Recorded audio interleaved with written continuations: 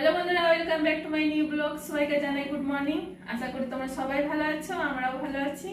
তো সকালে আমার সমস্ত কিছু কাজ করে করে আমি চান টান করে নিয়েছি। আর কটা কাঁচা ছিল, অনেক মানুষের জামা প্যান্ট, ওগুলো সমস্ত কিছু কেচে আমি ওপরে মেলে দিয়ে এলাম। আর পুজো টুজো করে করে আমি চলে এসেছি রান্নাঘরে। এসেছিল তো আমি ওদিকে পয়সা দিয়ে দিয়েছিলাম চপ আনার জন্য। তো আমরা চপ মুড়ি টিফিন করলাম। আর এইদিকে আমি ভাত বসিয়ে দিয়েছি, ভাত আমার হয়ে গেছে। আর আজকে শুক্রবার তো নিরামিষ খেতে হয়, সেই জন্য আমি শুধু পোস্ত করব আর ডাল। আর এইদিকে আমি একটু পাঁপড় ভাজবো। তো পোস্ত করার জন্য আমি টমেটো নিয়ে নিয়েছি, আলু সেদ্ধ করা হয়ে গেছে আমার। টমেটো আলু পোস্ত করবো আর ডাল করব। তো আমি রান্নাটা কমপ্লিট করে নিই। টমেটোটা আমি কেটে নিই আর আলু আমার সেদ্ধ করা আছে, টমেটোটা কেটে রেখে দিই। আর আমি পোস্ত বাটবো, টমেটোটা কেটে নিই তারপর পোস্ত বাটবো। আমার টমেটো কাটা হয়ে গেছে আর এদিকে আমি সিস্টার ধুয়ে নিয়েছি পোস্ত বাটার জন্য।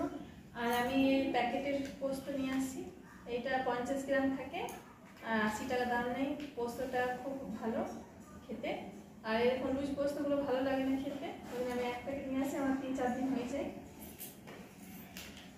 আমি পোস্তটা বেটে নিই, 3-4 বার হয়ে যায় করা। পোস্ত অনেকটা থাকে, 50 গ্রাম। এবার আমি বেটে নিই পোস্তটা। কাঁচা লঙ্কা দিয়ে বাটবো, শুকনো লঙ্কা ওরা খাই না। সব পাকা পাকা কাঁচা লঙ্কাগুলো নিয়ে নিচ্ছি।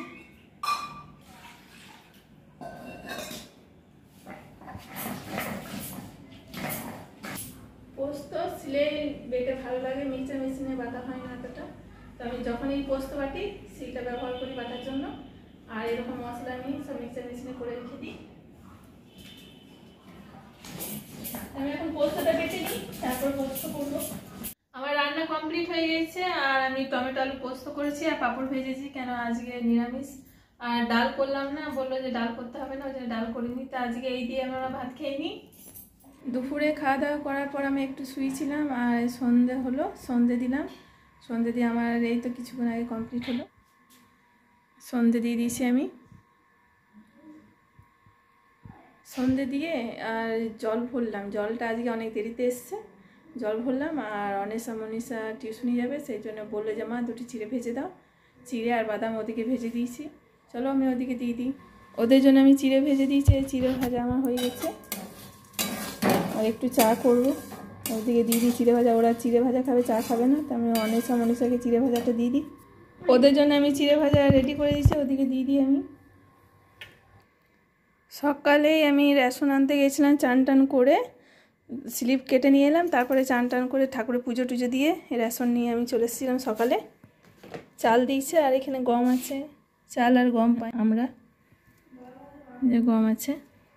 তো চালটা আমরা খাই না, চালটা বিক্রি করে দিই। তো একজন নিতে আসে ঘরে, ও নিয়ে যাবে এসে চালটা। মনীষাকে আমি চিড়ে দিয়ে দিয়েছি, ওরা খাচ্ছে। আর আমি যাই রান্নাঘরে, একটু চিড়ে ভাজা চা করি, চিড়ে আছে আমার জন্য। আর খেয়ে পরে আমি ছোলা ভিজতে দিয়েছি, ওই ছোলা আলু তরকারি করব আর কটা রুটি করব। ভাত আছে, ওবেলাকার ভাত আছে, পোস্ত আছে। তা আমি যাই রান্নাঘরে। ছোলা আর আলু আমি সেদ্ধ করতে দিয়েছিলাম, কুকারে সেদ্ধ হয়ে গেছে। আর এখানে আমি মশলা করে নিচ্ছি, আদা ঘষেছি, আদাটা ভাজছি, কেন আজকে পেঁয়াজ আর কিছু খাবো না। তো আমি এই তরকারিটা কমপ্লিট করে নিই। রান্না করতে করতে গ্যাসটা গেল শেষ হয়ে। এবার আমি লাগাচ্ছি, এখানটা পরিষ্কার করলাম। আর এই যে এক্সট্রা সিলিন্ডার আমাদের আনাই থাকে। আমি তরকারিটা বসিয়েছি আর তরকারিটা করতে করতে আমার গ্যাস শেষ হয়ে গেল। আর গ্যাস এক্সট্রা সিলিন্ডার, আমি ডবল সিলিন্ডার আছে, আমার এক্সট্রা সিলিন্ডার আনা থাকে। তো আমি গ্যাসটা লাগিয়ে নিই।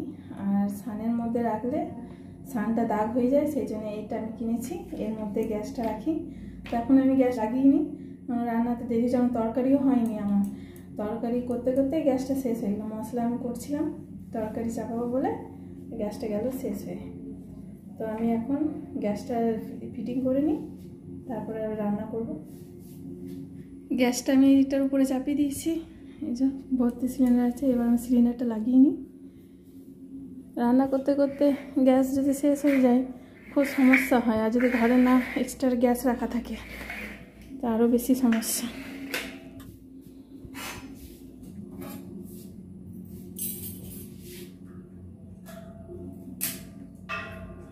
সিলিন্ডার নিজেই লাগিয়ে আগে লাগাতে পারতাম না, এখন নিজেই লাগিয়ে এটা খুলে দিলাম।